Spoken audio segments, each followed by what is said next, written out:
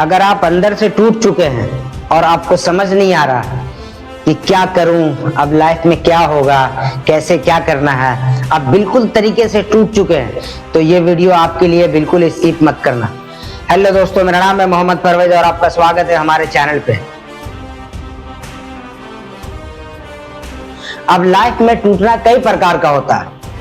कई लोग इस तरीके से टूट जाते हैं कि वो मेरा साथ छोड़कर चला गया, अब मैं क्या करूंगा। कई लोग इस तरीके से टूट जाते हैं कि मैंने अपने जिंदगी में अभी तक कुछ भी अचीव नहीं किया, अब आगे क्या होगा। कुछ लोग इस तरीके से टूट जाते हैं कि मैं इतना कर रहा हूं, मंथ एंड में जो हमारे हाथ में पैसे आता है उसमें कुछ नहीं बचता है। मैं स्टेप बाय स्टेप सबको एक्सप्लेन करूंगा। किसी के जाने से कोई नहीं जाता, बल्कि हमारी सोच इतनी छोटी हो गई है कि आजकल छोटे छोटे बच्चे छोटी छोटी बात पे सुसाइड कर लेते हैं। क्यों? किसी के जाने से कोई खत्म हो जाता नहीं। हमारे माँ बाप अगर हमें छोड़कर चले जाएं तो 2 साल 4 साल बाद हम उनको भूल जाते हैं, मगर किसी की कड़वी बातें हमारे दिल पे इतनी लग जाती है कि हम सुसाइड करने को तैयार हो जाते हैं। ऐसा क्यों? ये हमारे छोटे माइंडसेट की निशानी है। हमारे अपने माइंडसेट को बड़ा करना है। हमें किसी के जाने या ना जाने से लाइफ में कोई फर्क नहीं पड़ता, अगर हमारा डिसीजन सही है। अगर मैं किसी को ये बोल रहा हूं कि नहीं ये रास्ता सही है, ये रास्ता हमारे मंजिल तक जाएगा, और वो बोल रहा है कि नहीं ये मंजिल तक नहीं जाएगा, आप कंफर्म है कि मैं सही हूं, और अगर वो अगला बंदा आपके सच बोलने से नाराज हो रहा है तो उसके नाराजगी से आपको कोई मतलब नहीं है। ऐसा यार रूठ जाए तो रूठ जाए, हमें मनाने की भी जरूरत नहीं है। मगर हम और आप क्या करते हैं कि दूसरों को कन्विंस करने के चक्कर में अपने आप को दुखी करते हैं। ये था स्टेप 1। स्टेप 2 कि अगर अभी तक आपको लगता है कि हमने लाइफ में अभी तक कुछ भी अचीव नहीं किया, अब लाइफ खत्म हो गई, अब लाइफ में बचा क्या है, तो एग्जांपल है कि KFC 65 साल की उम्र में उन्होंने सक्सेस अचीव किया।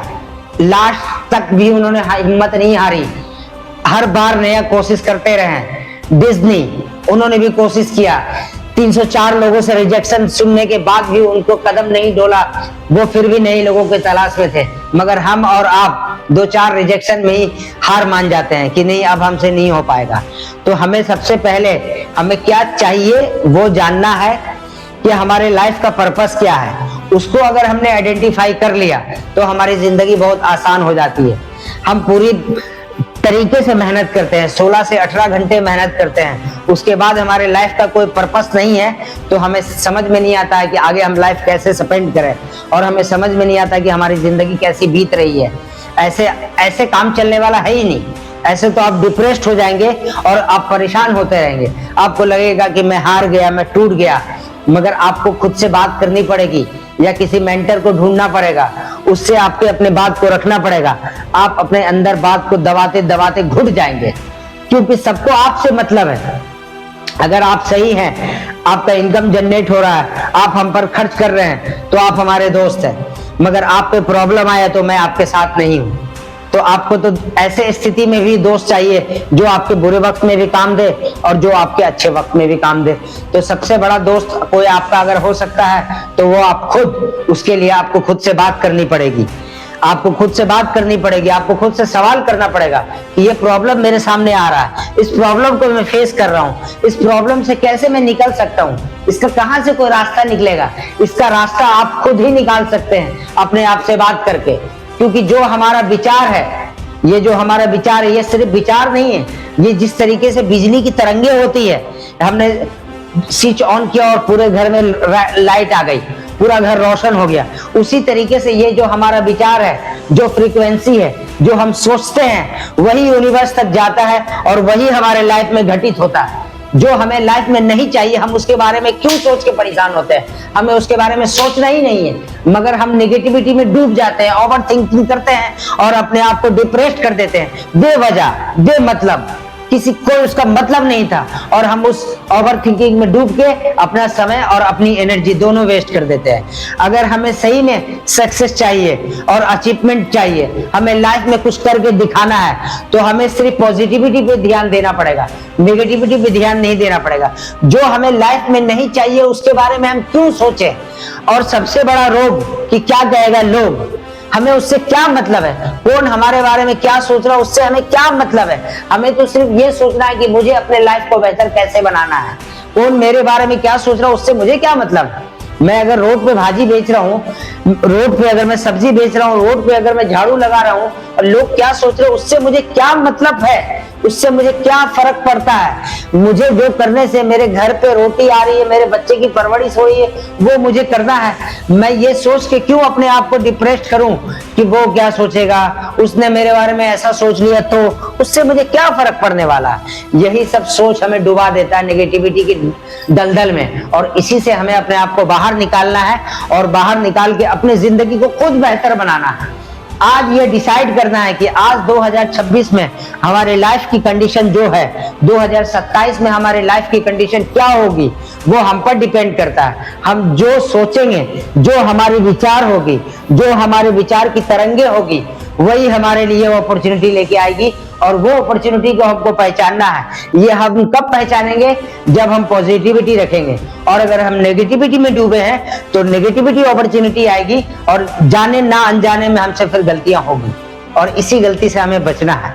और हमारे अपनी जिंदगी को अगर संवारना है, सुधारना है, तो हमें अपने सोच को सही करना पड़ेगा, रिसर्च करना पड़ेगा कि हम क्या सोच रहे हैं। दिन भर में 60 से 70 हजार विचार आता है, उस 60 से 70 हजार विचार पे नजर रखना पड़ेगा। ये टफ है, मैं जानता हूं, ये बोलना आसान है, मगर इसको प्रैक्टिकल में लाना मुश्किल है। मगर जिंदगी भी तो अपनी बेहतर बनानी है, तो अपनी जिंदगी बेहतर बनाने के लिए इतना जोखिम तो लेना पड़ेगा। तो हमें अपने हर विचार पे ध्यान रखना पड़ेगा। जो विचार हमें लाइफ में नहीं चाहिए, वो विचार हमारे माइंड में नहीं आना चाहिए। जब हम ये सोचेंगे, एक माली अपने बगीचे में कितना सुंदर सुंदर फूल उगाता है, बेहतरीन बेहतरीन फूल उगाता है, उस पर मेहनत करता है, पानी देता है, धूप देता है, तब वो उगता है। और एक जंगल जहां पे किसी ने कोई ध्यान नहीं दिया, वो वहां कांटे, खड़ पतवार, पता नहीं क्या क्या अपने मर्जी से उग जाता है। इसी तरीके से हमारा मस्तिष्क है। अगर हम अपने माइंड में बढ़िया बढ़िया विचार डालेंगे कि हमारे लाइफ में ये सक्सेस होगा, हमारे बच्चे ये एजुकेशन अचीव करेंगे, हमारे बच्चे वहां तक ग्रेजुएशन करेंगे या LLB करेंगे, और ऐसे ऐसे अगर हम अपने दिमाग के बागीचे में फूल उगाते हैं तो वो उगेगा। और अगर हम कुछ सोचते ही नहीं है, जिंदगी जैसे चल रही है वैसे ही चलने के लिए छोड़ देते हैं, तो हमारे दिमाग के बागीचे में फिर कांटे पतवार उगते हैं। फिर शिकायतें आती है कि आपके लौंडे ने ये कर दिया, आपके बच्चे ने ये कर दिया। फिर वो शिकायतें आती है, वो हमारे बच्चे की गलती नहीं है। हमने कभी अपने बच्चे के बारे में कुछ अच्छा सोचा ही नहीं, जो हमने उसको माहौल अच्छा दिया ही नहीं, जो हमें देना था मगर हमने नहीं दिया। तो हम उसे अच्छा माहौल दें, अच्छा विचार दें। अगर हमारे विचार अच्छे होंगे तो हमारे बच्चों के विचार ऑटोमेटिक अच्छे होंगे। अगर हमारे विचार गलत होंगे तो फिर हमारे बच्चों के विचार क्या होंगे वो हम खुद सोच सकते हैं। इसीलिए अपने बच्चे के आप दोस्त बने, अपने बच्चों के पर ध्यान दें और अपने ऊपर ध्यान दें कि आपको जिंदगी कैसे बितानी है और किस हिसाब से बितानी है। और मैंने आपका यहाँ तक वक्त लिया, इसके लिए मैं माफी चाहता हूँ, और आपने मुझे यहाँ तक सुना, इसके लिए बहुत बहुत धन्यवाद, थैंक यू। और मेरी बातों से अगर किसी का दिल दुखा हो तो इसके लिए मैं माफी चाहता हूँ।